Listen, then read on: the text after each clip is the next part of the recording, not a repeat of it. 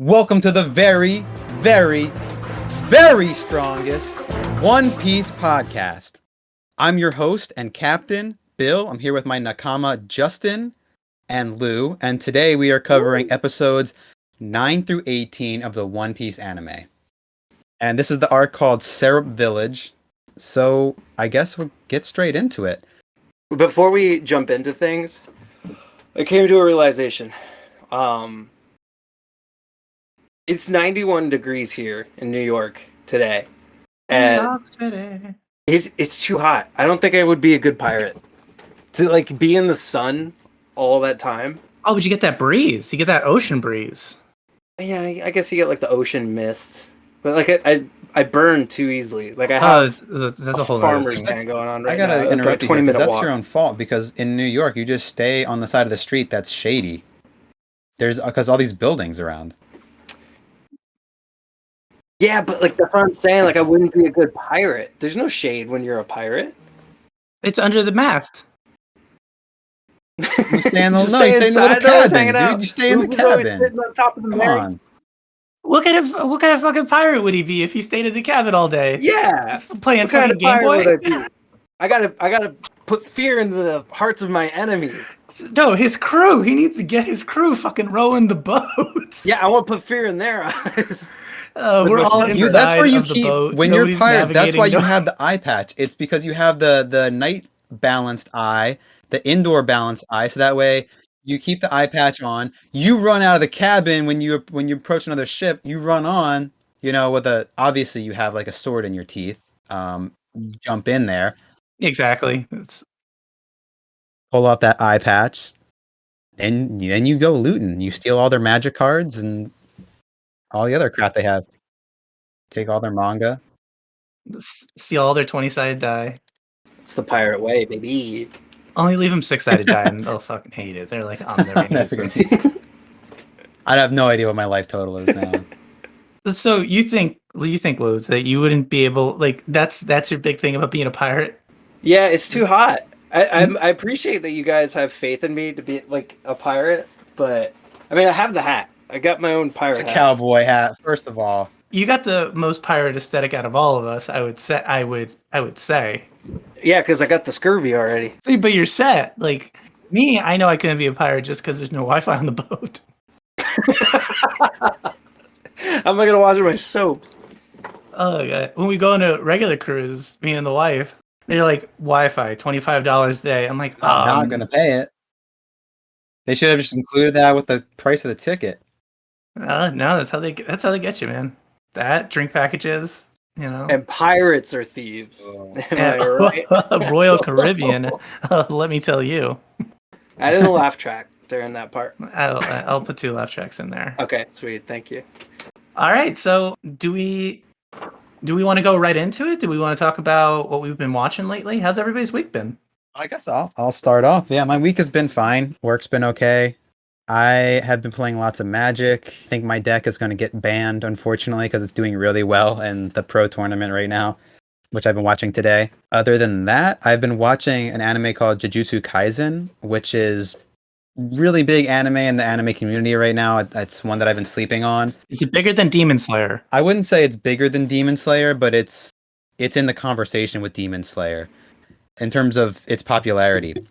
And I'm watching it, and I don't think the story blows me away as of episode 7 or 8. I know this is really early on to say anything about that, but the animation sequences are phenomenal.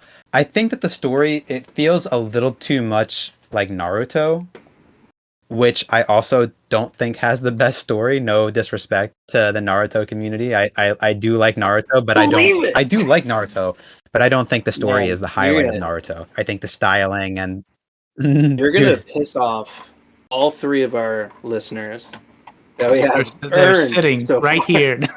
I do like Naruto. I just don't think the story is the highlight of Naruto. I think the main highlight of Naruto that you get is the styling, the action sequences, and just the fights are great in Naruto. Here, I'll bring it. I'll put it up there. I'll say even Dragon Ball Z doesn't have the best story, and it is the fucking style. What's Dragon Ball Z without Trunks' jacket?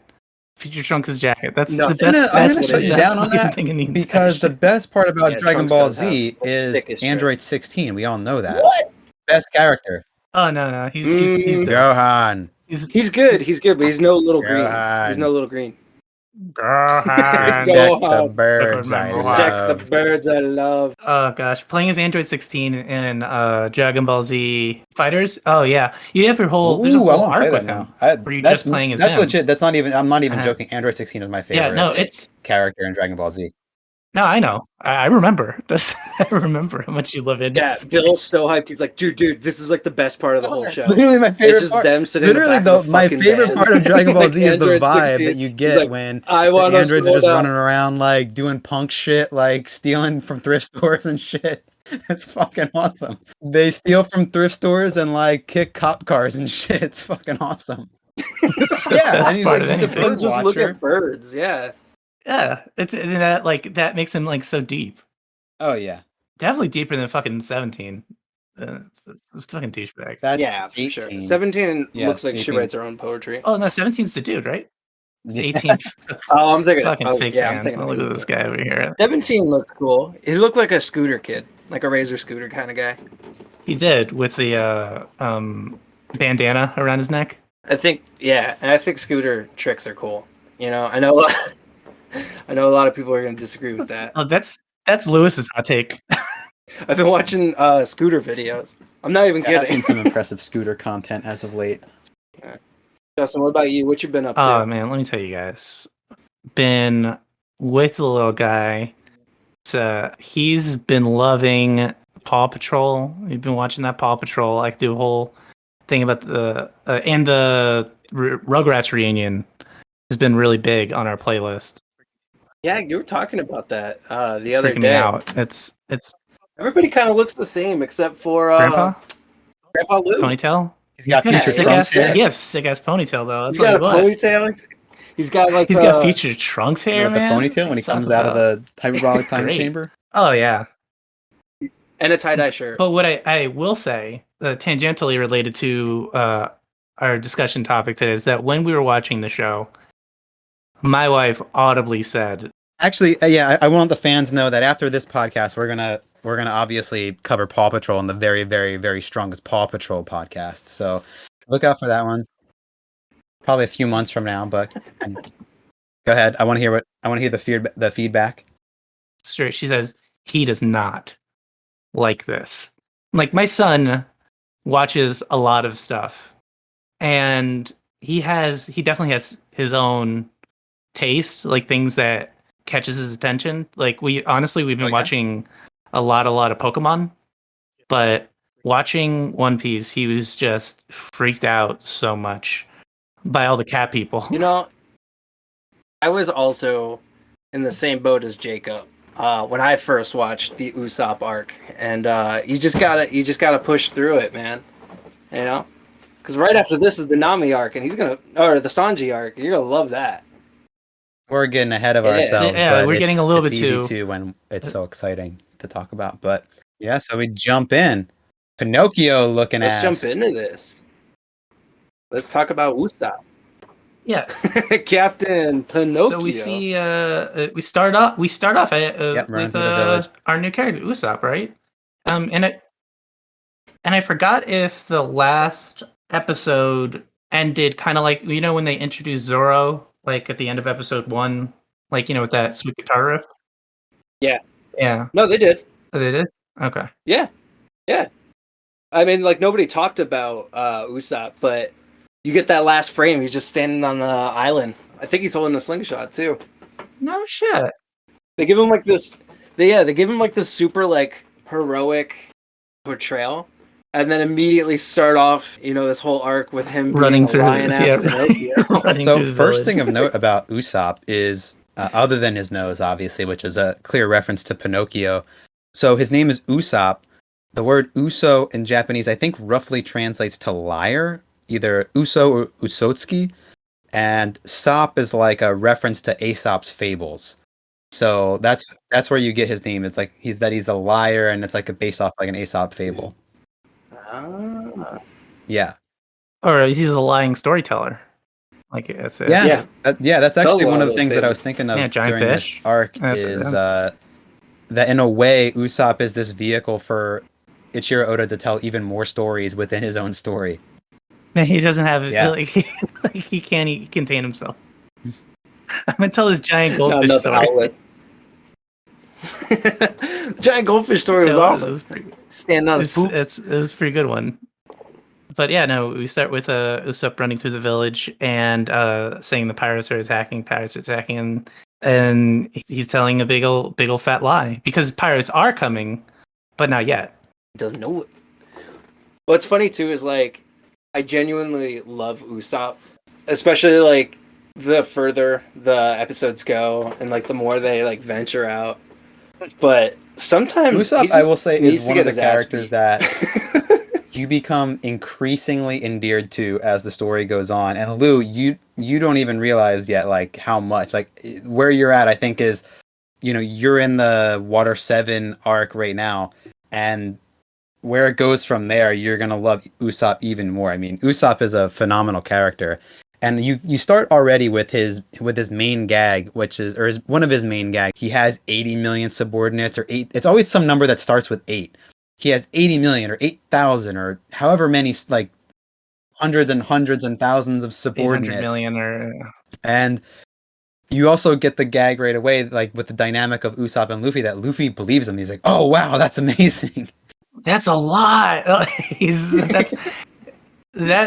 That was very funny. He's he's the only one that believes it. It's yeah. Until later on too. Yeah, we get Jango does the same Django thing. That's a doing the lot. same Holy man, shit, this- this guy's for real.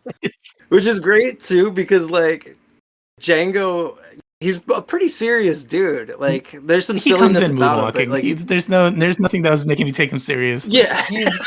Well, we'll get to Django I guess a All little right, bit maybe later, not that but serious. Django in general, this is like the One Piece thing is they'll introduce a character that is clearly ridiculous, but within the One Piece universe, they are a threat or like they're serious within the One Piece universe. And this is this way that One Piece does with you is it shows you all these goofy ass characters that seem like they could never be taken seriously. And then he'll either portray them to be incredibly threatening or like incredibly likable or sympathetic. And this is true of both the villains and the heroes of the story. And that's one of the dynamics that I really come to love about One Piece that kind of turned me off when I first saw the series. Like, oh, what's with all these goofy characters? But you start to really get into it. Like there's some of the character designs, like the more goofy, the better, you know? And I would say that it's also the idea of this character is threatening in this particular instance that we talked about before. It's like the matchup is very interesting. Like it's the power leveling, like the way they play with it is very, very interesting. And we'll get into it later, but like kind of the matchups that you have later on in the show are interesting matchup. You can have Luffy just fight everyone and just beat everyone, but depending on who's fighting who and what the situation is, I think that's one of the things they do well. I'd say this was kind of a slog for me to get to. I'm not even gonna lie. Like I appreciated so much of this arc. I will say that there was a lot of other people building Usopp up and saying like, "Oh, he's hero, he's doing all this," but I wasn't fully like buying it. I was taking it on faith from characters that we know already. But in the beginning, I'm kind of like, man, Usopp, you need to fucking get it together. Like, this Luffy's fucking, he believes you. He's got his fucking life on the line. He told you to put it on the line, and you Well, that's one of the things I have written down is he repeats the Shanks line to him. He's like, "Oh, you're gonna paint the slingshot at me, put your life on it." I Yeah, I loved love that that. part. And let me tell you, I thought I get again. Shanks gave me chills. I was like, oh, I mean, he's not even in this. And they even just talk about, like, they didn't even say his name, but it was like, Luffy did the thing. I hope he does the thing more. Well, it's funny that you bring that up too. Is like, because I was talking to Bill about this. Was my first watch through of One Piece. I was really enjoying it, and then I slowed down after this arc. I hadn't watched One Piece. Like I stopped right after this one. I can't remember what the next arc's name is. I stopped like right there, and it took me 8 or 10 years to get back to where I was at. And what's funny is like now that like rewatching this, I held on to that memory of that feeling where I watched it back, like 10 years ago, and I was like, oh yeah, I just remember I hated this arc. Like there was something about it I just really didn't like. Maybe it was just like where I was at anime wise and like my experience with anime. But then like coming back to it just this last week and watching it, no, it's pretty fucking good. It's good. Like it's not the best, but like I'll say straight up that yeah, it is good. But it was just the thing of for some reason I was just feeling there was a little bit of momentum lost. That's part of the reason why I wanted to bring it up is just like if anybody out there who is, listening to this and like watching with us, don't get hung up on this. And that's why I also wanted to thank Bill for saying what he said before about Usopp being like building up and up and up like as a character. And I was like, thank you, because at the beginning I was like, man, he's my least favorite. I'm glad I'm gonna like him more. Like, No, you will. I think Usopp. There's certain arcs with Usopp where it's almost unquestionable. Like you're like, no, Usopp is the MVP. Like Usopp is my favorite character in this, at least in this arc. Maybe not every arc, but in this arc, Usopp is my favorite. And that sort of happens with all the Straw Hats. Is like, and it's one of the things I really like about One Piece is each Straw Hat gets their time to shine in different ways in different arcs. And Usopp often a more comic relief character, and for that, like you'll definitely be endeared to him for that reason, because I think the jokes they do with Usopp are all really funny. But also the dynamic that he has with Luffy is great. But you also get these moments where Usopp does display some level of courage, and they're all way better than how it's displayed in this arc. And that's sort of one of the things with One Piece is there's a great difference in quality with some of the arcs, and I think that actually these up to this point, everything you've seen up to this point is actually the worst of One Piece in a way. And that's so weird to say because I actually like all of these arcs. But that's one of the interesting things about One Piece, and this is if you ask like a One Piece fan, they'll generally echo this sentiment that if you create a tier list of One Piece arcs, none of them go into the shit tier. Like none of them go into the bottom rank. They all go into good or above. And so when you're like, maybe we'll do like a ranking of our favorite One Piece arcs once we get to the current arc, which I think will also rank very highly because the current arc is phenomenal. But you'll see that like this ranks low, probably the lowest, but I still like it and I don't hate it. And that's one of the things I love about the series is the whiffs are still good. They're not like, there are certain arcs in other series where you're like, this one is really, and I think one of the big things in this arc that Oda doesn't do as well that he does in other arcs is one, there's a limited number of characters that are of high interest.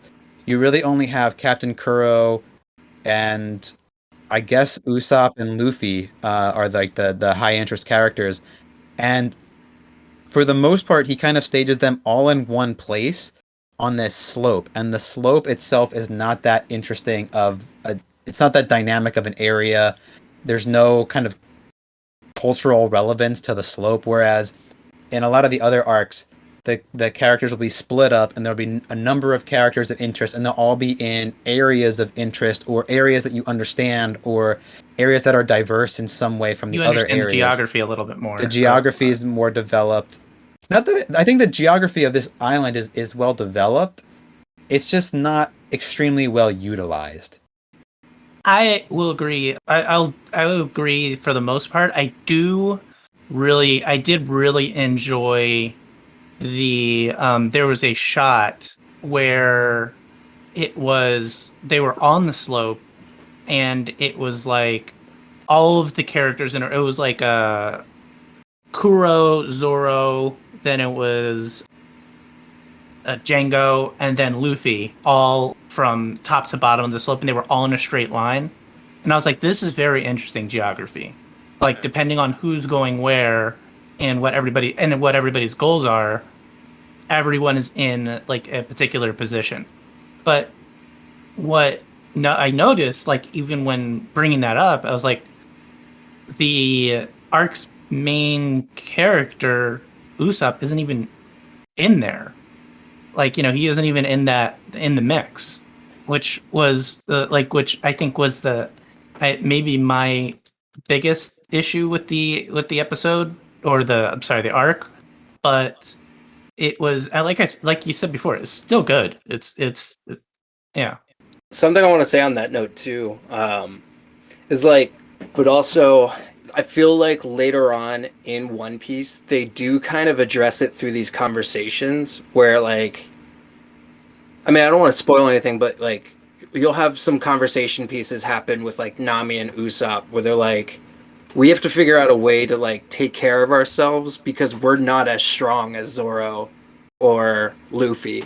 They start having like their own kind of growth. Like, as far as Usopp is in, like, the Syrup Village arc, like, he's not really a fighter. He hasn't even really been in a fight in his life, but like he wants to be like this grandiose thing, and he ends up doing some grandiose things too. So I think there is like some benefit to that, because like from here on out, Usopp's character only goes up. Like, he just keeps building on that. And that's why I want to like put it down. That's why I wanted to say it now, because what my like dream is that 10 episodes, 10 arcs from now, I say, man, I was so fucking wrong about Usopp. Like, he's Usopp is the son of Yasopp. Yasopp. Who's running with Shanks. How fucking cool is that? Again, you get, oh gosh, it's so great. Anytime anybody's running with Shanks. Just put it in your head right now. Episode 115 is one of my favorite moments in the entire series, and it is an Usopp moment, and it's one that I come back to time and time and time again. So we'll discuss that when we get to it. So yeah, obviously, we've kind of covered some of the things that we don't like about this arc. So I want to get into some of the things. I want to get into the things that we really do like about this arc. First of all, I Captain Crow as a villain, not the most interesting villain, but I do love some of the features of Captain Crow. I love that the little eyeglass lift with the palm is as a point of interest that he highlights, and it's not something that you can predict as a first-time viewer. Like, what does it mean? Like, what is the relevance of this? But it's something that Oda highlights, and it's like a little, oh, pay attention to this. Pay attention to this. Pay attention to this. And when you get the reveal, you're like, oh, I've been paying attention to that. It's like you get the little, it's a little Easter egg there. Maybe not Easter egg is not the right word for it, but it's this fun little moment of like, oh, this is what it was all along. It's like your cherry on top to like, oh, he's the bad guy. He's like, oh my god, the signs were there the whole time. He's got the fucking claw. Which is also why I gave him the nickname Whiskers. Also, the fact that he has literal shit on his suit, like the little icons look like little poops on his suit, on his suit, which I think are legitimately intentional. Which I think there's like a little bit of a poop theme in this arc, because there's also the Usopp story where he's talking about landing the ship onto the big goldfish's poop. That's like his legend. He thought it was solid ground. This is pretty solid ground. Oda was like, let me just get all the fart and poop jokes out of the way. This is not the last of the fart or poop jokes. I'm going to let that be known right now. I'm ready for them, though, to be honest. What's actually interesting, you mentioned about the glasses, is I didn't think about it till just now, is that they do it. You notice him pushing up the glasses, right? And me personally, I didn't notice the way he was pushing them up. I was noticing that he was pushing, like I was noticing something about it. And then when I didn't write down what the girl's name was. Kaya. Kaya. All right. So yeah, when Kaya gets him that new set of glasses, I was like, oh, that's what I was noticing. He was pushing his glasses up all the time, and they were building up so that Kaya gets him these new glasses. I was like, that's what I thought the arc was going to be, and then. And then they do it again, and they flip it again, where it's just like, no, see how he's lifting him up with like his palm? Because that's like, an intention, like, that's part so he doesn't scratch himself with those claws. And I'm like, oh, they did it twice. When he stomps the glasses Kaya gives him, Like I felt so bad, and then like an episode later, when he gets his glasses wrecked, I was like, "That's what you fucking get, you did." Yeah. Oh, too bad you coulda don't had have some new glasses. glasses. Yeah, too bad you don't have a spare set. Let me tell you something. 2 pairs of glasses. As somebody who wears glasses, always have 2 pairs. Because you will always lose one. Always be prepared.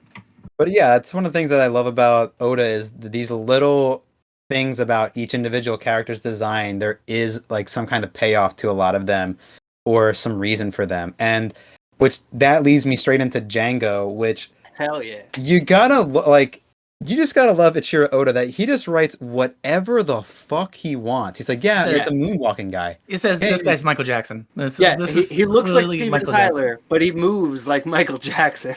Oh no, that is clearly Michael Jackson. The nose is clearly Michael Jackson's nose. Dude, he looks like Steven Tyler. Lewis thinks that every character in One Piece looks like Steven Tyler, but there is legitimately a character that is meant to look like Steven Tyler, but is not for many, many, many arcs from now. And I don't even think when you pointed that out, I was like, that looks nothing like Steven Tyler.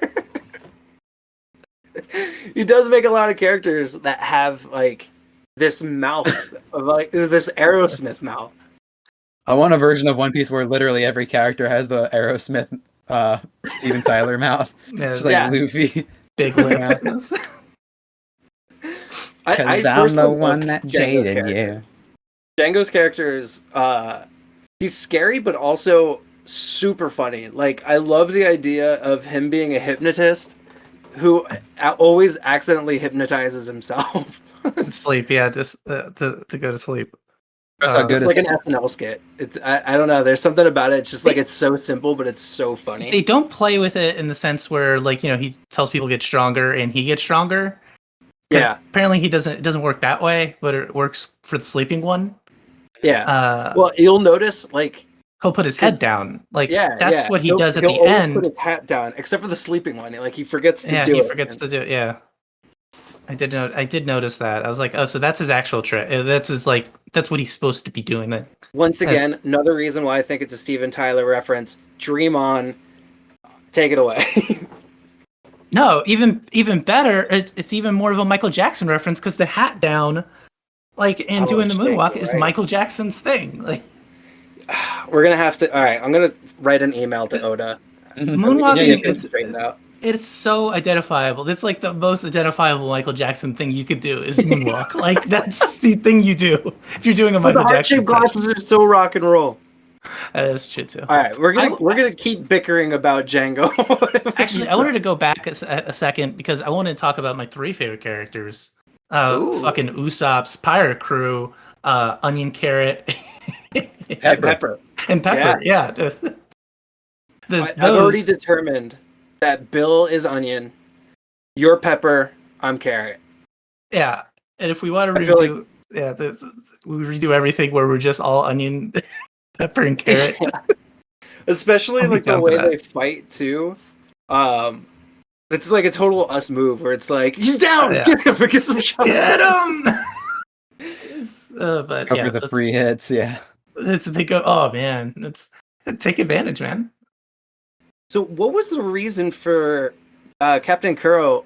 Like, I understand he wanted to, you know, like his motivation for trying to get like the fortune from Kaya, but like I didn't quite catch why he wanted her dead. Nobody could know that he was Captain Kuro. Okay, so this is the start of our very, very, very segment.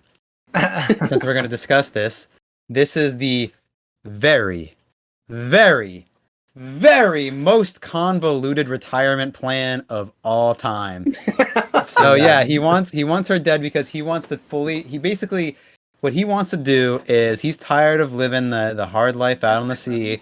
He's conquered some shit, he's made some money, and he's like, look, I just want to retire somewhere where people like me. I'm tired of like fighting all the time. And so he starts on this island, and he doesn't want to be chased by the government anymore. He fakes his death, and which we got to cover that in depth too, because Justin, I want to see if you caught something in particular about how that happened. Fakes his death, and basically wants everyone who knows that he is Captain Kuro to die, so he can just live his life as Klahadore, the butler, who's now rich as fuck because he inherited the. Honestly, though, you gotta wonder: does Kaya not have any other relatives? She doesn't have like an uncle or an aunt, or like. Well, you gotta Oh, think, but too. Kayador's hanging out with her all the time. When she writes her will, she'll be like, and everybody will say it's like, oh, she would leave that money to him. He was the one that took care of her when she was sick. But Yeah. Kayador being, or like Captain Kuro, one and the same, being the guy who's like self-proclaimed, like the man who thinks like 1,000 Moves plans. ahead. plans. Yeah, Yeah. I don't think it works if she signs off on a will the same day they're getting raided by pirates. Like there was nobody there to officiate it. Like, notarize it. Could have got my dad. My dad would have yeah, done this it. plan's falling apart right from the get-go. Well, you don't know. Sarah Village, they have very, very weak legal system there. You Weak know. legal system. They would have taken, people would have taken, people in the village would have taken it. Would have, for somebody like to come, like maybe like 8 years later, like an actual, like somebody says that doesn't seem like it's already in motion. He already owns everything. Usopp's already a liar. He could have become a lawyer. I didn't laugh track liar. right there. I mean, you. plus Thank everyone on the island clearly knows what Kaya's signature looks like, so they would be like, "Oh yeah, that's her handwriting." And her That's signature definitely for sure. her. It can't That's be the kid from the window. That's her. The kid from No, the- Kaya went out to the village. They show like scenes of of them shopping together, which looks like the fucking blast. It looked like he legitimately had fun. Like he's like, Yeah. Flying ass. He's like, I didn't like watching, like groveling. Like, no, you had fun. Come on. yeah, don't fucking pretend like he didn't like that ice cream that we all got. Like that shopping spree we went on.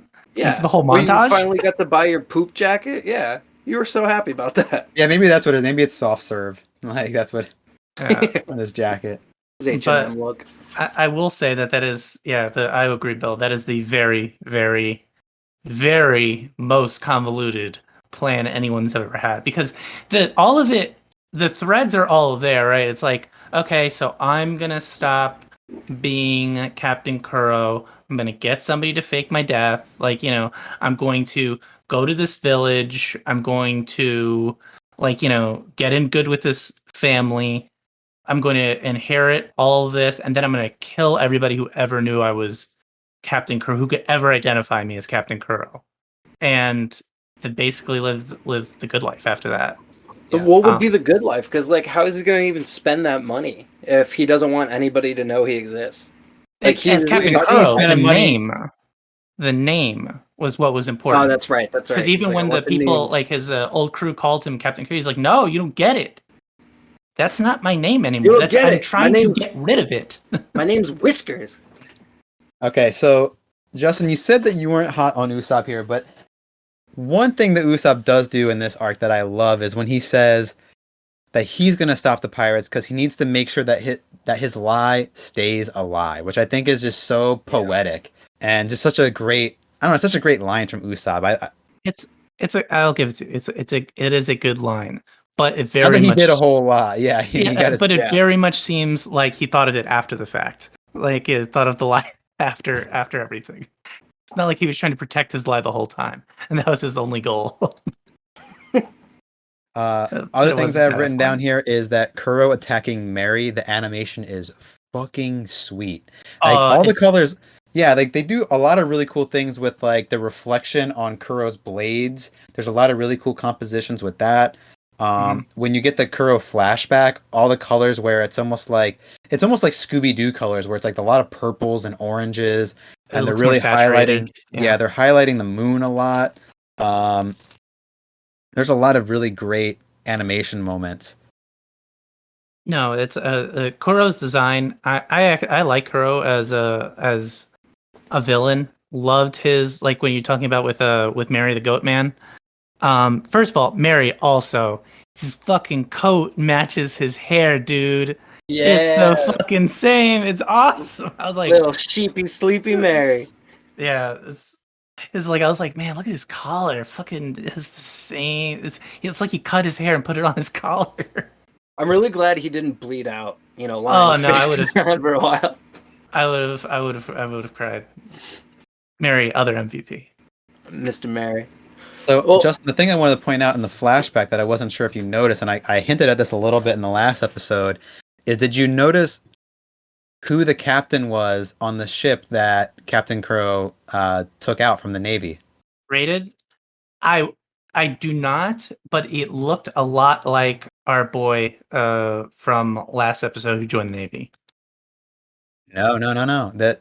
This is Axe Hand Morgan, the guy with the broken jaw. Oh no shit! Yeah. Oh, So and if he you said the look, thing with the shattered jaw. Yeah, I didn't even catch it either. I didn't catch it on my first 2 watch throughs. Actually, I didn't.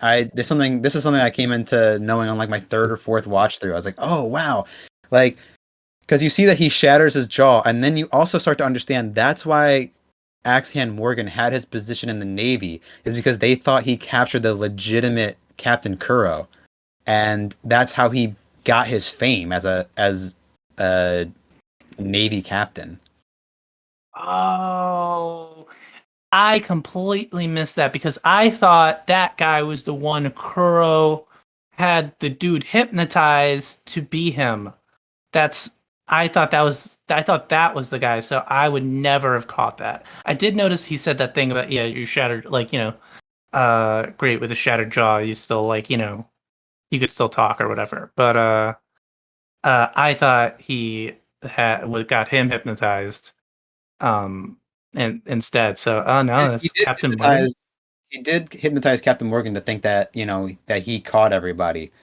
Oh, Yeah, okay. but there was like a whole scuffle. Yeah, he hypnotized everyone that was alive still, basically, like the fake Captain Kuro and Axe Hand Morgan. So that Oh, way okay. you could disguise the whole setup, basically. Yeah. Shout out to the doppelganger too, who had the worst fucking job. Yeah. Oh yeah, no, Being it's pretty Captain bad. Kuro and getting executed. Well, actually, another thing too I want to talk about was because you were mentioning like the whole scenes too, where they were showcasing the moon and like him going after Mary, and like then it dawned on me too with the claws, like how like this guy has to be Freddy Krueger inspired. Oh no, that's the Freddy Krueger glove. Yeah, everybody knows. Kaya that. was even sleeping too, and he's like hunched over with like the claws and stuff, and Oh, like yeah. it seemed very nightmare-esque. Like even like the winding hallway and the way he's walking, like Yeah, they do the tilted angle and everything. yeah, I thought that was a cool shout out to His 80s slasher films. his were they his socks or his shoes that had the circles on them? Oh, yeah, we got to talk about how he has some like Yeezy boosts on the whole time. That's what Oh yeah, he's that's fucking what he ahead of wants to it. spend his money on. He's up in his shoe game. You clearly see he's got the best shoes of anyone on the island. Yeah, no, that is true. Especially since everybody else is wearing sandals or barefoot. Yeah, he comes in with the Yeezys. You know he's like he's He's serious, hot. man. He's doing Well, it he got that hot. on his shopping trip with Kaya, so I He don't even know did. why he does that. I don't know why he's so pissed at her. She got him them Yeezys. You know what I thought was cool too was when we finally get to the point where like the whole town rejects Usopp, and like even I guess you would call Kaya like the love of his life, or at least like close They friend, set best that up. friend. Yeah, I don't think it's a romantic thing necessarily. With Kyle. That's anime stuff. That's anime stuff where That's just it's like semantics. they may be in love, they may not be in love.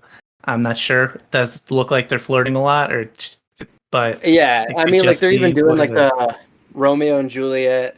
Oh yeah, he's literally staying on the branch of Out a of the tree, window, talking to her through yeah. the window. Yeah. But yeah, like at that moment where like everybody that like he holds dear to him has like rejected him. He's like at this low. He's like telling like Luffy like, don't you don't have to get involved, like don't do this or whatever. And like I love the line that Luffy gives where he's like, "You think we'd risk our own lives out of sympathy?" And it's just like Yeah.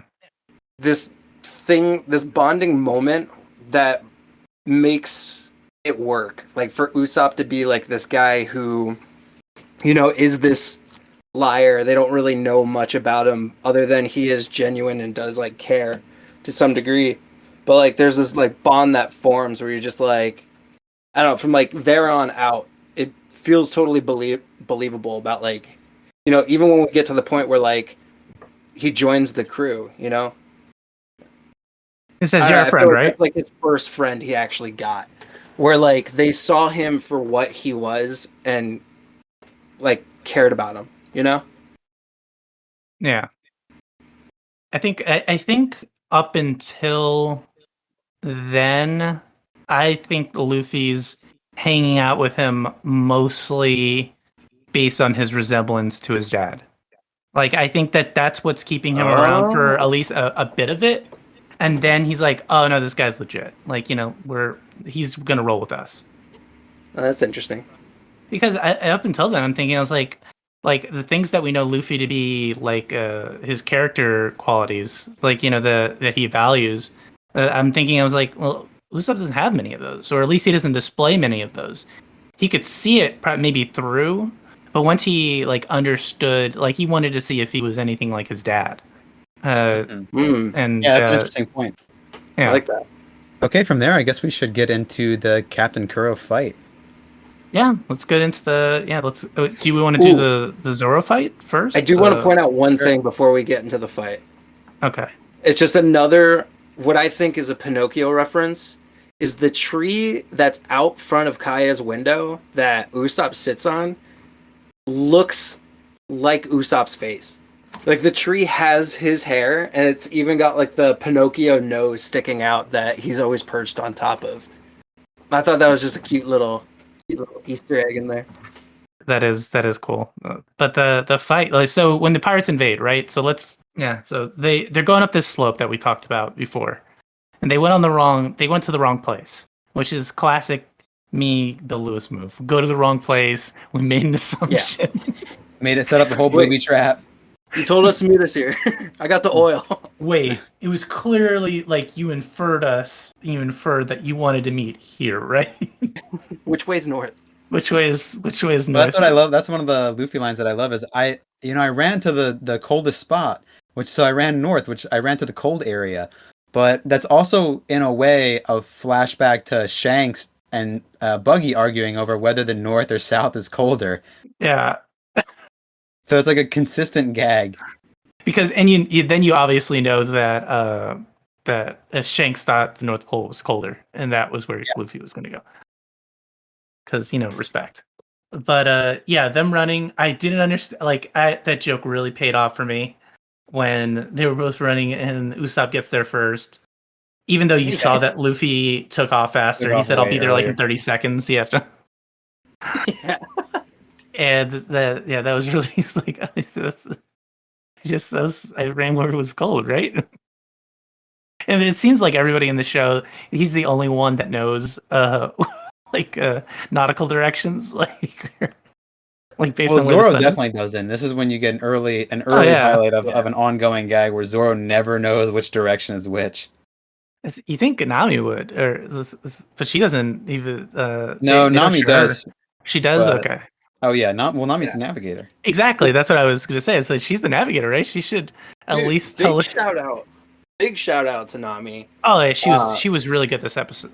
Dude, arc. One of my favorite female anime characters of all time, to be honest, because like they play a lot with like, oh, she's like the pretty thief or like whatever, but like she kicks ass, and like she gets in there too and just starts beating the crap out of these cat people. I love when she's like, after she wakes Luffy up and she says, for the treasure.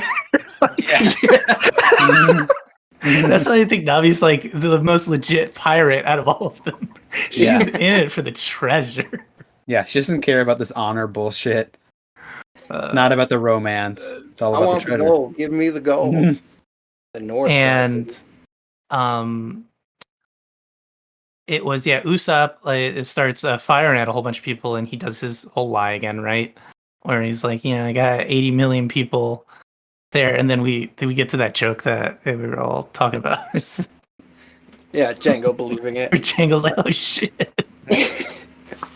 And for Usopp being like a coward or a cowardly character, like, props to him coming out swinging. Yeah, he goes for it sometimes.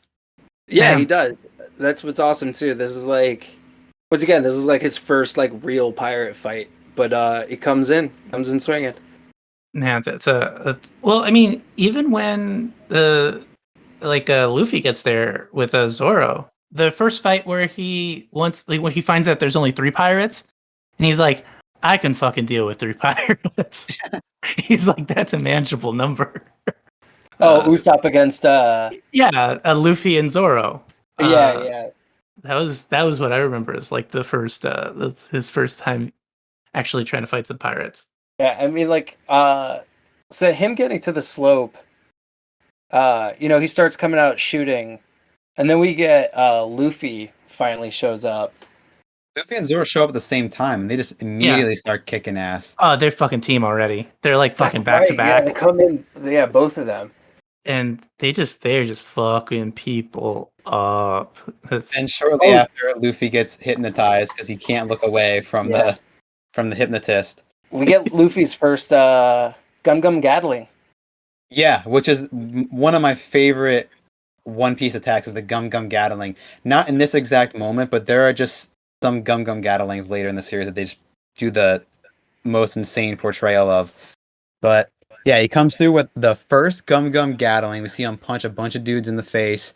He gets stuck again under the mast of the ship. Because he's because he lifts the mast up. Who knows why? Who knows why he's doing it, guys? He passes all the other guys. He had a good idea going, and he just he was in berserk mode. He was in Wolverine berserker mode. Yes. And classic Luffy gets stuck. So then we get Zoro. It's basically up to Zoro to fight everyone, which it's basically just the Meow Band brothers, which are to me not very compelling villains. I like their designs. Yeah, it's especially when they're brothers and it ends up being only one of them that ends up being a threat. Butchie. The one with the green hair who looks like he came out from like a ska show. Oh yeah, no, he's the one I like more. Butchie and Sami. That's. What I thought was so funny was Zoro losing his two swords, and he's like, "I'm not really good with the one sword style." And I'm like, "That's the one you start with." His body is weighted for 3 swords. He is. You remember when Michael Jordan was playing baseball, and one of the things he said is that I had to build different muscles. It's like my muscles were basketball muscles. I had to start working on my shoulders more. I had to start working on different things more. The same thing there. He was like, I don't want to work those shoulders out too much. So then he transitioned into golf. He's transitioned into golf, and then he fought the Monstars. Yeah. In that order. That's a come up story, there. Blow up. No. Zoro's only used to fight. He's used to fighting with 3 swords. That's his thing. I didn't know why he had 2 swords.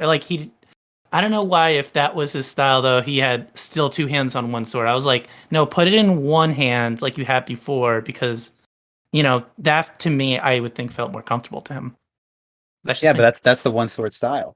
So yeah, I guess so. Yeah, you're right. That's also a thing that we get with Zoro, is trying to, master the other sword styles a little bit throughout the series. Not something that's seen necessarily directly, but Zoro's sort of always training, and we get to see normally in his fights where he's made some kind of progress with his training. Yeah, which is impressive because he's already super badass. By himself. For sure. So we get Zoro fighting. He eventually gets his swords back, kicks everyone's ass until Captain Kuro arrives. Spooky Mr. Whiskers. Oh yeah, he's pissed. Everybody's late. I do like the portrayal of him here, where he arrives with his little duffel bag, and the whole pirate crew is like, "Oh, we're fucked. Daddy is home," and he doesn't like what he sees. He's like, "Oh, guys, you don't understand. He'll kill everyone." Everybody's really, really mad. Even though there's the entire opposition force between them and the boat. They're like, no, we gotta get out of here, guys. We gotta get off the island.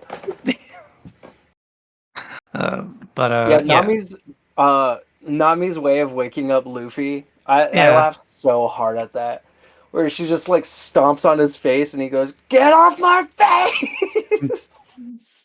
It's most direct approach. One of the things I like about Luffy versus Kuro in particular, this being one of the early examples of this, is when you see him fight someone with weapons the way Kuro has, these big handful of swords, basically this handful of blades, you can appreciate more that Luffy has no kind of armor or weaponry. He's literally just in like a tank top with some buttons and some Very light. sandals and some shorts. Yeah. He is not equipped for battle. This is not like a warrior looking character. He's just like this. He looks like he he's looks going like he to just Whole walked out of Foods, Tommy yeah. Bahama or some shit. Like, Yeah, but Benihana. how is it good? How would his what would be a good rubber person suit or jacket? A latex He could suit. only wear the things that he wears. A rubber bodysuit. but I do like that's one of the things that he always kind of comes off as a little bit of an underdog Oh yeah, because of his appearance. Even in a fight where you expect him to win sometimes. he looks like he would be a ship hand. Like, Yeah. he would be like, throwing water out of the boat or something like that. Which is very interesting, like trait, which I've also heard about with a lot of actual famous like pirates and criminals in general, is that the thing that they would do is they wouldn't look like they would be the leader of the gang or the crew. You'd never be able to spot them. Yeah, that's right. Billy the Kid was dressed like Monkey D. Luffy, if I'm not mistaken. Yeah, just like him. Yeah. That's where I got it from. Same time. That's same time a period. true fact I just made up. Yeah, there's a very famous book series of the Master and Commander series where one of the main villains you find out is like they capture these let's say pirates, and they take over their ship. They finally won the battle. It's the end of the book, it's big victory, and they go see they find out that the captain died on the operating table, and the doctor told them the captain's dead. He was killed during the battle. And then they leave and they find out that the doctor was actually the captain. Yeah, and then they got away. And then the chase begins again in the next book. But that's awesome. Yeah, and I found that very interesting, especially about Luffy, being again, everybody thinking that it's going to be Zoro, and then Luffy's like, no, I'm actually the strong one. Yeah. So Luffy in this fight, what this fight is all about, and this is on some level what some of these earlier arcs are about. What is a pirate? Like, what is it like? What does it really mean to be a pirate? Not in the black and white, like pure definition sense, but in like the romantic sense. Yeah. And Luffy is so disturbed by Captain Kuro's not only lack of ambition, but his lack of respect for his crew. Or doesn't even knows his own name. He wants to throw away his own name. And that's one of the things that Luffy says to him is, my ambition's greater than yours, and I could never lose to a pirate who's afraid of his own name or wants to throw away his own name. Mm-hmm. So the only time you should throw away his name is when he's dead. Yeah. The only time he abandons his name, is when he's dead. Yeah, which I think is such a it gives portrayal to Luffy as a character and to what how great his ambition is, and how strong he believes in the values that he believes in about like what a real pirate is, and what, I don't know, I'm not expressing this very well, but no, I see what you're saying. Like, it is his code is a very specific code for his definition of being a pirate. And when Nami says later, it's like he's standard. He's you understand, Luffy, that he's standard, pirate, right? Yeah. He's what you're gonna get out there. Like, you Which have made your No. Yeah, you have like your standard pirate who have a douchebag. It's like, most of them are gonna be like this, Luffy. It's like, that's you have like, your definition, and not all pirates are going to live up to your highest hopes. Like Shanks, basically, which is his definite, like, exactly. Most of Luffy's his projection of what a pirate is comes from what he knows about Shanks, and Shanks is obviously like good guy, like has like a romance for like exploring the seas and all of these things, and he brushes up against the reality that a lot of these pirates are not that or nothing like that and don't have that level of honor or ambition or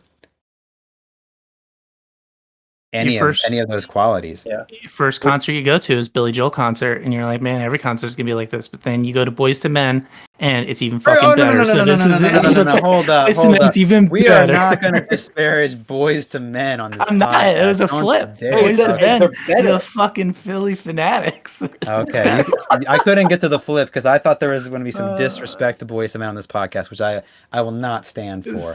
Not on my watch. Yeah, it made Luffy's punch from across the shoreline into Kuro's face just that much more satisfying, though, too. A lot of these hits have a real weight to them and are really fun. And this is like, I love Kuro's pussyfoot technique where he's like this. One of the things I like about One Piece too, I'm kind of stuttering here, but one of the things I really like about One Piece is how these sort of earlier arcs give, how can I say this?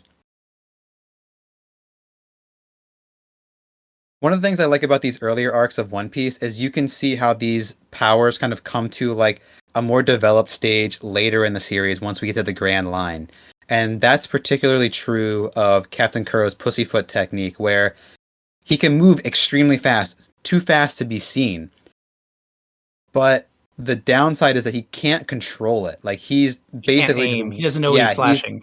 He's just flailing wildly while he's moving super quickly, which is I guess a funny visual, but and it's the way it's portrayed and animated is super sweet. But that's one of his weaknesses as a pirate, or one of his weaknesses of his technique, is that it's indiscriminate, and even the crew knows it. And so when they do it, they're afraid for their lives rather than excited for their captain to like defeat Luffy. They're afraid for their own lives. Range. Yeah, they're collateral damage. They're like, no, we're too close. We're too close to like, to this fight. No, you're right. And so another thing I'll highlight is episode 16, when we're seeing the crew's reaction to Captain Kuro's technique. We get our very, very, very first glimpse of Panda Man. At least the first Panda Man that I've seen in this watch through. All right, I'll put a bell in for Panda Man. Jango's got them heart-shaped sunglasses, but Panda Man's got those nipples. Shaped nips, dude. The heart-shaped sunglasses. I thought those were going to come into something later. I thought those were going to be a thing. But they never did. No, they just look sick. Also, I thought when Kuro's glasses broke, I thought he was gonna be like, "Shit, I can't see a thing. How am I gonna fight?" Well, he doesn't. He's not even looking at anything when he's doing the pussyfoot technique anyway. So so that makes sense. He's a liar. That makes sense. More of a liar than Usopp. That's actually, I think. Yeah, then you find out he's a real villain. He doesn't have fake glasses. Oh man, he's the first hipster. This episode debuted wearing a skinny tie and fake glasses. Yeah. Who is this guy? Syrup hipster arc. As January 12th, 2000. Ooh, that's the day after my birthday. But that's the release date for this arc. Yeah, or this episode, the first episode in this one. While all that was going down too, Jango's chasing after Pepper Kids. The Pepper Gang. Yeah, that's why I think I love the gang so much. I absolutely adore them too. Like the fact that like the one kid comes out with a frying pan and just gets him in the ass. Well, no, isn't like a shovel that he sticks in his ass or something? Yeah, shovel to the ass. It shovels his butt. Don't go fuck. Pepper attack. Yeah. I was like, that's a good move. It works. And like Bill had brought it up when we were watching it. He's like, that would totally be the move set that like if you're part of the Usopp gang, like that's what you're gonna learn how to do, Learn these like little weird techniques to just like throw off your opponent, not actually like damage them. But that's sort of how Usopp's whole fighting style is with like his slingshot, but then all his other techniques are kind of based on like these weird inconveniences. Yeah, that's, how can I buy time? That's yeah. Well, honest guys, somebody throws pepper in your eyes, that much pepper, you would be blind. Yeah, you would be blind by the end of the day. That's why you don't fuck around with the pepper gang. Yeah, Onion's coming for you, man. What you didn't And know let's be honest, if you get a shovel to the ass, you're not walking around straight for the rest of the day. exactly, you're moonwalking everywhere. Yeah.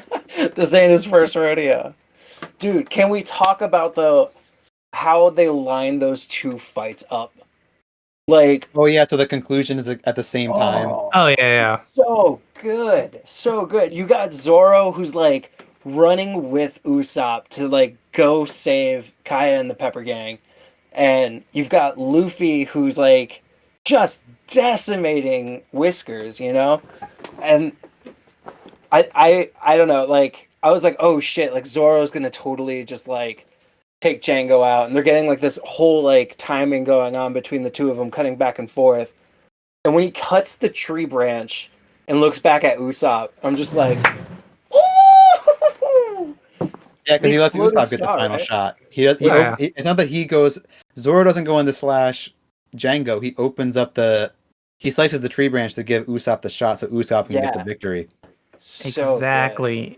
That is So good. They time Which is the also an exploding example stars. of these characters supporting each other and like knowing what the right move is. Yeah, no, yeah. That's the key. It's because that's what makes it really interesting. Is that they kind of they work together so well, and he knows it's like Michael Jordan basketball, and sometimes you gotta set Scotty up, to take the shot. You can't always take the shot, Mike. Sometimes you gotta let Bugs take it, knockout. I was thinking there's I don't know if you guys have been been on the train lately, but Knockout City has been like the biggest game like going on right now, and it's dodgeball. It's a dodgeball game. It's a 3v3 dodgeball. But when you watch people that are really really good at this game, it's one of those games that it's easy to learn, difficult to master, because you see these people. It's like velociraptors. It's like you got a guy and he's there, and then all of a sudden, bam, two guys to your left and right, and they have you're done.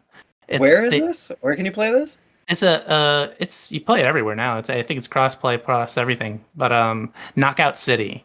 But yeah, and it's one of those things. It's what their crew is, where Zoro, he's setting him up so that Usopp can take the shot.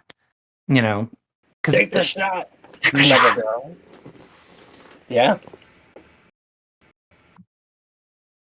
But it's so how I don't even remember, how does Luffy take out Kuro? Was there He wraps his arms and legs around him and so that he can't move anything, and he does like a wind up with his head, and he calls it the Gum Gum Bell, and he does like a full on headbutt.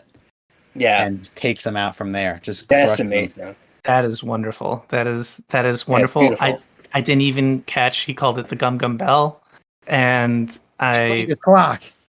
That's rang his bell. I'm gonna call it that every time Jacob gives me the Gum Gum Bell. That's he's swinging that thing around. Oh yeah, no. Every time it's when we're in bed, he'll run to get me, and then he'll just fall down and just bang his head on my head. And my God. Apparently he's taking 0 HP damage every time, because he's having the best time in the world, and I'm about to cry. You're KO'd, yeah. Yeah, I'm KO'd every single time. Because then he gets up again, he wants to do it again. I'm like, no, what's wrong with you, kid? Dude, can we talk about why Usopp is a liar? Like when he runs through the town. Oh yeah, dude. You talk about some poetic romance, yeah. Yeah, I felt so bad for initially wanting him to get his ass beat by the villagers who are all patiently waiting every day behind their door. Yeah, they're literally waiting at the door with the broom, like, where is he? We're getting him today. Yeah, it's so sad. But so the villagers, they know why he's doing it, but they're gonna beat his ass anyways? I don't think the villagers know why he's doing it. I thought Mary said that the villagers like Mary knows why. Mary knows why he does it. Oh, okay.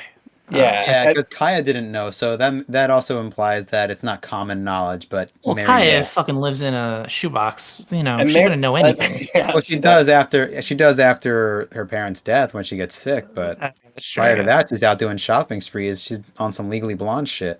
Oh yeah, no, you're Get in right. the You're car, right. bitch. We're going You shopping. get in the car, bitch. We're doing shopping. Oh man, Yeah, I mean, like that. I want to see a whole other show of Kaya's shop, like Kaya Mean Girl show.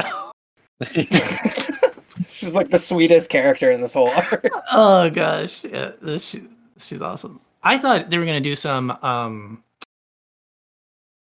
Munchausen by proxy stuff in this, where the medicine that he was giving her the whole time was poison, and it was making her sick. That's actually I often misremember this arc as that being part of it. Yeah. Because he even says like her parents getting sick and dying. He's like, that wasn't even part of the plan. Like Her dad, he said her dad dying wasn't part of it, which was weird, like detailed to put in there. He's like, oh, the dad wasn't even part of it. Yeah, but well, I mean, it correlates with Usopp, like his father going out to sea and his mother dying. Like that was the main connection he had with Kaya. her. It was like, yeah, she lost her parents, and he's like, I know what that feels like. And he But then I think about if Kuro Kuro has like a thousand moves ahead, that wasn't part of his plan. Like, then was he going to kill him anyways? He's a man of 1,000 plans. He's not the man of 1,000 steps ahead. Plans. 1,000 steps ahead of his plans. Yeah, no, you know, he spent his life reading all the wrong books. You know, exactly. Yeah. But so then the arc ends with them getting the Going Merry, their iconic ship. Yeah. Mary's like, yeah, I designed it myself. I was like, he's got his face on the. That's how any one of us would do it. Well, it's also funny because the Going Merry is obviously so iconic, or if it's not obvious now, it will be obvious. It's super iconic. But the first watch through the series, I totally forgot about Merry as a character as we move along. I mean, it's not that he's never shown again. I just always forget that. Oh, that's why it's the Going Merry, is because they named it after Merry, the guy who gave them the boat and the guy who like modeled it. But on my second or third watch through, I was like, oh yeah, shit, that's the guy. Like that, the mass of the ship is his face. Yeah, it's his face. I mean, do they call it the Going Merry, or does he call it the Going Merry? No, the Going Merry. Well, I don't know if he calls it or they call it. Did he christen it the Going Merry? I forgot if he said it first or they said it first, because they definitely say it this episode. But well, it looks like we're gonna have to rewatch this arc again. We gotta go all the way from the beginning. We gotta do it all over again. Yeah, and like Usopp being like, I'm gonna go out and I'm gonna be a pirate. I'll see you guys on the sea. And Zoro like, would you get on the boat already? Yeah, they're like, well, they don't even say that. They're like, what are you talking about? Like it's just obvious to them. It's like, no, you're part of our crew. Like you're with us. And I was a little bit. I was like, why were you fucking there, Usopp? You knew they were gonna ask you. Don't be that guy who's like, well, I guess I was around where you guys were having the party. Friends, Yeah, I guess that aren't like the little onion kids. Fucking onion kids. They're just the onion kids now. I like how the gang just transformed from Usopp's pirate gang to the onion gang. Yeah. Like all of this, like leading up to like the final episode of this arc, it was all good. Actually ends with Gaiman, who's like genuinely one of my favorite characters. When they get to the island, like the first island off of Syrup Village. Yeah. So now we're going off of Syrup Village. We're going on to the next island, which is, I think they just call it Treasure Island, which is such a pirate ass name for like a island. It's all of these have like very like the character names, the like even when you were talking to me about Usopp's like name, it's like they're all very on the nose, but like in fun ways. They're all just a little bit different. When you like the off center. I didn't know the next island name was the Treasure Island. I think that's what they call it. Or maybe there's something. Is it more than Treasure Island? Just called Treasure Island, right? I saw. Yeah. I mean, they left, and when the credits started playing, I took it off because I didn't want to see the preview for the next one. Oh, so you haven't gotten to see the next one? No, I wanted to keep it all fresh. Oh, gotcha. But Okay, that's Yeah. episode 18. We were watching to episode 18. 17. No, to 18. Oh no, guys! You're an episode Um, short. Dun. That's it. You're out of the ship. Get out. You Let me see what I cheated put us. down. We wanted to talk about Gaimon, dude. Let's talk about Gaimon. I Lou's mean, favorite character. let me see what I got here. Let me see what I got. I guess I thought I wrote it down. Don't worry. You're gonna see it, and when you do, nothing crazy happens other than the fact that Gaiman's just awesome. And what's so funny is the moment that episode started, I was like, "Oh, dude, I love this character." And Bill was like, "He's like, you out of all the characters, you remember this one?" Because like you have to keep in mind, I haven't seen this thing for like 10 years, right? And there have been plenty of times, even with the arc I'm at now, where Bill's referencing like some big bad character, like somebody who's like real weight, who's been in at least like 10 episodes, and I'm like, who? But like Gaiman all day, like, Yeah, Gaimon sticks with Lou. dude. Oh yeah, no, that's always the case. Lou always He's- remembers. He's the visual representation of where I see myself in 2 years, in 3 weeks all the time. in 3 weeks. So yeah, there's not a whole lot to say about Gaimon. So Justin, you should watch that episode. We're not going to spoil anything crazy here by saying anything about Gaimon. Go ahead. I'm gonna take my lump. I'm looking right now at the arc list, and yep, no, episode 18 is on it.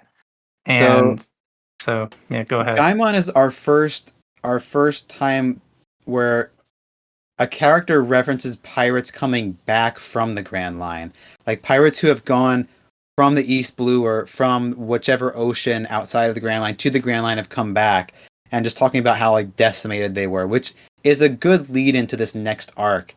Not to say anything more about that, but you know, this kind of in a way is setting things up for like the next arc. But also one of the gags that I love is when he says, "I was stuck in this box so long that I grew this beard and my eyebrows connected." But then you see him in the flashback, his own flashback, and he's got the unibrow in the flashback too. He still looks the same. He looks exactly. Yeah. I don't think he has the beard, but he definitely has the unibrow. Yeah. Yeah. And all the goofy characters and stuff that like come from Treasure Island. Oh god, who's the it was like a giraffe goat, and there's like there's the giraffe like I don't even know, it's like a giraffe teddy bear. Like it looks like Chopper but with like giraffe overlay and no hat, you know? The elephant bear, the goat rooster, they're all fantastic. You just get Oda just loves what he does, dude.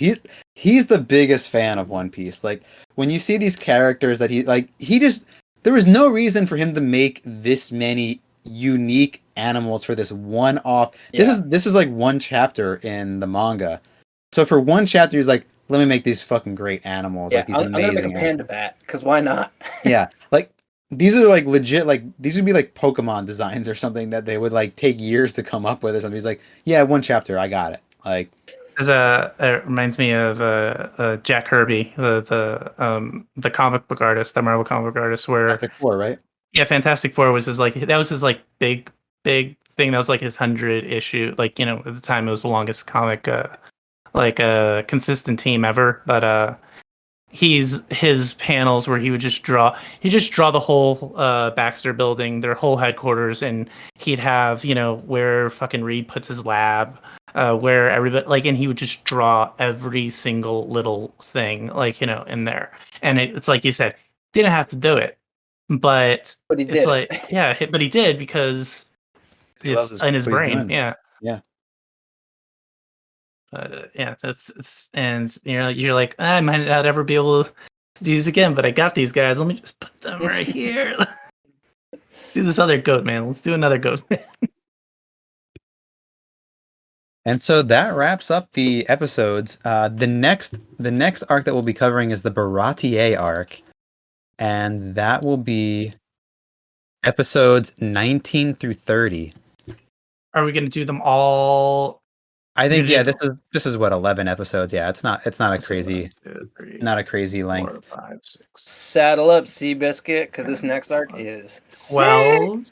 You get introduced to some really good characters. Yeah. So what I'll say about where we're going from where we are, like I said, I think these first arcs that we've already discussed are actually some of the weakest arcs of One Piece, and that's not to say that I love these arcs, but where we're going is gonna start really opening up the world, and that is, I think, one of the things that One Piece does the best is when you start getting not only like the micro story of like what's happening on the island, but like the overarching stories. And without saying too much, like what we get in the next arc is a real opening up of like, you know, what the potential power scaling is, what the potential world scope is, and like us, you get a small taste of what that is. And I just really I love the Baratier arc, and this story only ramps up from here. Bill. Yeah, sorry, good. Oh no, I was gonna ask you a question. Is now like doing a second watch through of One Piece, the way I'm starting to see this, and I want you to correct me if I'm wrong, but like, you know, when you start like a TV show, let's say like Fargo, right? You get like introduced in the first like 3 episodes. They're pretty much introducing you to like each of these characters, and you're like, okay, I'm gonna be following these characters. They also introduce like the world, and then from there it opens up to watching these characters interact. Yeah. I feel like the first like 100 episodes of One Piece are kind of like those first 3 episodes you would start of a series, where it's like you're getting introduced to the world little by little, but then you're also getting introduced to the characters that you're going to be following little by little. Yeah, I mean, that's. Do you think that's no, like... I think that's true, and it's hard to say it that way because that's gonna like no one wants to be like, oh yeah, the intro to this series is 100 episodes, but because that's gonna be a big turnoff to it's not new like viewers. It's like holding your hand with it. It's still like feeding you all the info you need to know. So what I would say about it is that One Piece is not like any other series, and once you've all seen what I've seen, like up to where I am currently, which I was reading the most recent chapter this weekend, 1015, and I was reading it, and it's a really great chapter. And when I finished it, I was like, oh man, like by the time we get to the current arc, watching it, that's probably going to be animated, and you're just going to be able to watch that. Like the two of you are going to be able to watch that animated and just like watch it, like binge it with like what's happened up to this point, and just like how amazing that's going to be. Like, I'm so jealous that you're going to have that experience. Like, not that I like, I treasure my own experience with One Piece, but I'm like jealous that you're going to have like just that binge watching experience up to that point and like see what happens in these latest chapters, without like waiting week to week or like, that kind of. I'm getting off on a tangent, I think here. No. I know what you're saying. Like it's what I would be doing, like, with comic books when I read them month to month, be like, man, this would be great to read in a collection. Like I can't not watch it, or I can't not read it. But the experience is better when you can just binge it. Yeah, the experience would be so much, but there's nothing that's going to stop me from reading it when it comes out.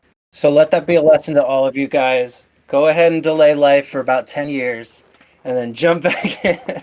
Wait till it's done. So what I want to say about talking about One Piece in terms of like the first 100 episodes being an introduction, I think that's true, and I on some level, obviously these stories are still fully fleshed out stories with a lot to break open and read into and talk about, and so it's just the scope of One Piece is unlike the scope of any other story. So it's not like if you can put it, you can't kind of put it in 1-to-1 terms. Like if you compare to something like Fargo, which is 10 episodes per season, and each season sort of its own story with minor overlap, or sometimes a little bit more than minor overlap to the other seasons. They all work independently from each other. Yeah, saying like, oh, the first 3 episodes is in some way analogous to 100 episodes of One Piece. Like, that's that's the way that I think people would take that, and that it's like, oh, it's just a lot of fluff, and which is not at all what this is. And hopefully the viewers and listeners who have listened up to this point have sort of gotten that by now. But this story is so enormous, not only in its length, which is obvious to anyone who sees it, like just in the pure numbers and the pure amount of episodes, but that time is not wasted. That time is spent developing one of the most well realized worlds with some of the most endearing characters. And like when you see what I've seen, when you get to the parts where I'm at, seen what I've seen. I've seen the future. But if I could just put in in your brain, like what's in my brain, like what I've seen of One Piece, you would understand that yes, those first 100 episodes in a way are an introduction, because the whole East Blue Saga is just setting up what is this world, and who are these characters that we're going on this ride with, and what are the different what are the different ideas of like what a pirate is or what the world is, and what are the different motivations of these characters and how do they interact, and what is the history of this world is a big part of it. Getting to know a little bit more about who was Goldie Roger and like what happened and what are these things. And then when you get to the Grand Line, that's when he really I don't know. It's hard to say. It's hard to say I would say that on some level, yeah, the East Blue Saga is an introductory, but those stories in and of themselves are phenomenal. Yeah, it's world building while character introducing. So, these introductory arcs, in a way, it's like, yeah, it's setting up this huge, like enormous story and world, unlike anything. And that's part of why this series is not only so unique, but also like my favorite work of fiction, is because it sets up this huge thing that is actually brilliantly done and like interesting and like worth it and worth the time investment. No, and you can't take that other stuff out either. Yeah, and the early stuff is all like I'm so excited to watch this next arc, the Baratie, like, and I've seen it probably 6 or 7 times at least, like, but I'm so excited to watch it again. And I like these early arcs, even though they are on some level introductory arcs, are so exciting to watch, because not only is the content good, but the way the content feeds other storylines in the series and fleshes out other storylines in the series, and you can go back and see like, oh, this was like this narrative is never, it doesn't trip on itself. It's like it's all there. You said you've watched this arc 6 or 7 times? Yeah, definitely. Like this arc, how many times have you seen your wedding video? Me? Yeah. Oh, we didn't have a wedding video. All right, never mind. Guess what? I keep a picture of our wedding day right next to my desk every day. Yep. And then behind that picture, Liz, is us. There's a picture of you and me in our tuxedos. No, and that's what I mean. We might want to discuss this off air, but that's why I wanted to break it up into 2. That way we can kind of savor it a little bit more. No, I think if we start breaking these up into 6 episode arcs, there are just certain arcs that are going to take a tremendous amount of time to get through. I think 10 episodes, 11 episodes, this is like a reasonable length to get through. And as we've discussed, these episodes go pretty quickly. So, unless you really want to break it down, I'm down to do that. But I think it's going to be much better as like a one continuous thing. And there's a lot to talk about, but we can also, cover it more quickly. So, plus listeners, guess what? If you could just, pocket the podcast and then you'll have 2 episodes to watch. Whenever you do finish it, you just listen to the episode right after. So yeah, just wait until we're on episode 1000, and then listen to all the episodes. binge it. Give it one go. Yeah. So yeah, no, don't worry about it, guys. No, we'll definitely. That's what we'll do then. The